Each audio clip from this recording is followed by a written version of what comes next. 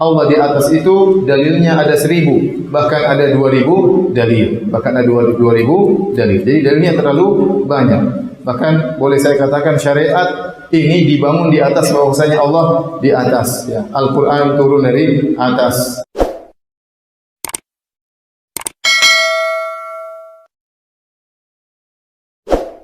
Dan hadirat yang dirahmati oleh Allah Subhanahu wa taala, adapun dalil bahwasanya Allah berada di atas, ya. Sebagian ulama mengatakan dalilnya hingga 1000 dalil, seperti perkataan Al-Alusi, beliau berkata, "Wa anta ta'lamu anna madhhab as-salaf itsbatul fawqiyyati lillahi ta'ala kama nassa 'alaihi al-Imam at-Tahawi wa ghairuhu wastadallu lidzalika binahwi alfi dalil." Dan engkau mengetahui bahwasanya menetapkan Allah berada di atas adalah madhab salaf, dan ini telah ditekankan oleh Al-Imam At-Tahawi, dan mereka para salaf berdalil tentang hal ini dengan sekitar 1000 dalil. 1000 dalil bahwasanya Allah berada di atas. Bahkan Ibnu Qayyim Al-Jauziyah dalam nuniyahnya, qasidah nuniyahnya, beliau berkata, "Ya qaumana wallahi inna liqaulina alfan tadullu alaihi bal alfani." Wahai kaum kami, demi Allah, sesungguhnya Allah di atas itu dalilnya ada 1000, bahkan ada 2000 dalil, bahkan ada 2000 dalil. Jadi dalilnya terlalu banyak. Bahkan boleh saya katakan syariat ini dibangun di atas bahwasanya Allah di atas. Ya. Al-Quran turun dari atas, malaikat turun dari atas, kemudian ke bawah mengawasi manusia, kemudian melaporkan kembali ke atas. Bahwasanya Rasulullah sallallahu alaihi wasallam Isra Mi'raj naik ke mana? Ke atas, ya. Ya. Ini kalau dibuyarkan semuanya, ya, maka runtuhlah seluruh dalil dalam Al-Quran dan hadis-hadis Nabi sallallahu alaihi wasallam. Nabi Isa dinaikkan ke atas, ya. Ya. Dan masih banyak lagi, nanti akan kita sebutkan dalil-dalil tersebut, ya, sebagiannya, ya.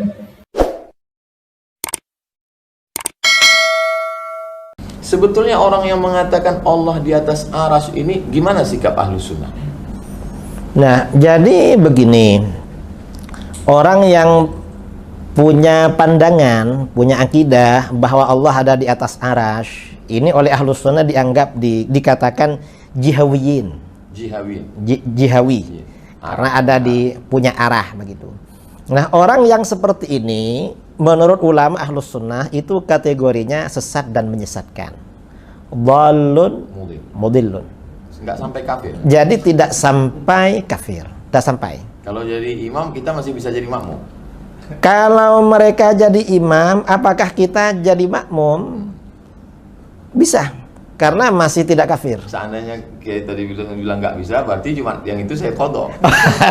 Gitu.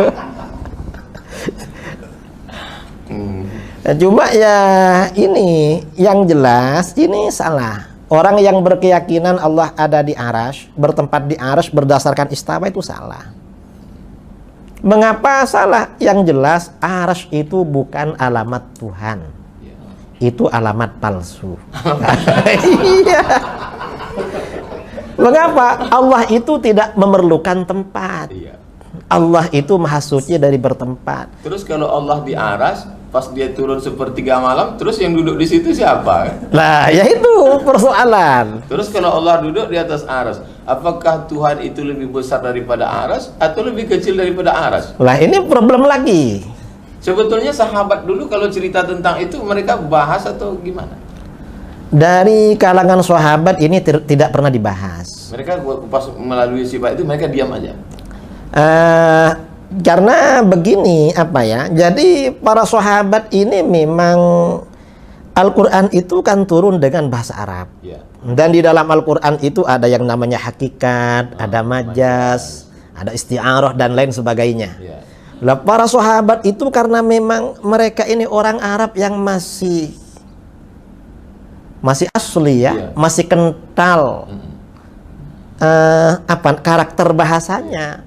Itu ya tidak ada persoalan. Bukan masalah, ya? Bukan masalah. Berarti yang mempermasalahkan itu sekarang berarti bid'ah. Nah, jelas bid'ah itu. Karena pada masa sahabat gak ada itu. Kajian pertama Allah di atas arsy. Lah, itu namanya kajian bid'ah itu. Bukan ahlu sunnah. Bukan ahlus sunnah. Ahlu sunnah palsu. Palsu, sangat palsu itu.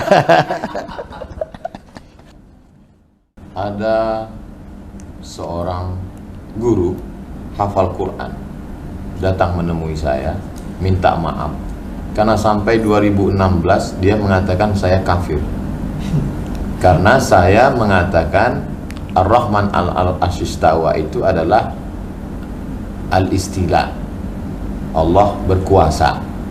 Sedangkan kata guru saya, kata dia sebelum dia tobat, ini tobat dari Wahabi, kata dia, kata guru saya, Tuhan itu di atas aras, maka siapa yang mentakwil itu kafir. Ustadz Somad itu gimana? Ustadz Somad itu kafir. Jadi sampai 2016 Ustadz masih kafir. Baru akhir-akhir inilah Ustadz Islam. Dan dia minta maaf ke saya. Saya pikir begitu berbahaya. Tadi Kiai menjelaskan itu begitu simpelnya, sederhana. Tapi bagi masyarakat, berapa banyak Ustadz dan Kiai dikafirkan hanya karena mentakwil. Mereka harga mati bahwa Tuhan di atas aras. Siapa yang tidak menyebut itu kafir. Man lam yukafir fahuwa kafir. Bagaimana bahayanya ini kepada umat?